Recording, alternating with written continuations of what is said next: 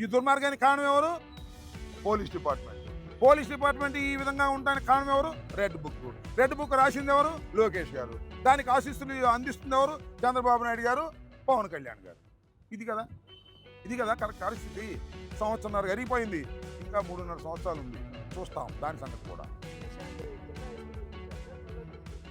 తీసుకెళ్తాం. మాకు ఇప్పుడే తెలిసింది T24 వేశారని. అంతకుముందు నుండి 307 అని అనుకున్నాం. నేను జగన్ గారు కారులో కూడా అడిగితే 307 వేశారని చెప్పాం. పొరపాటు మాకు తెలియక 307 వేస్తామని చెప్పారు.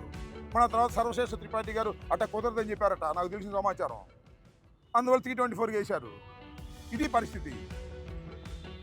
దీని మీద తప్పనిసరిగా ఏమి ఎస్పీకి ఏం చెప్పాలి, డిఐజీకి ఏం చెప్పాలి, ఐజీకి ఏం చెప్పాలి, డీజీపీకి ఏం చెప్పాలి? వాళ్ళే క్రిమినల్స్తో కొల్యూడైపోతే ఏం చెప్పాలి, ఎవరు చెప్పుకోవాలి? ఈ దేశంలో బాధని న్యాయస్థానాలకు చెప్పుకోవాలి. అదే ప్రయత్నం చేస్తున్నాం. Police department is colluded with the criminals.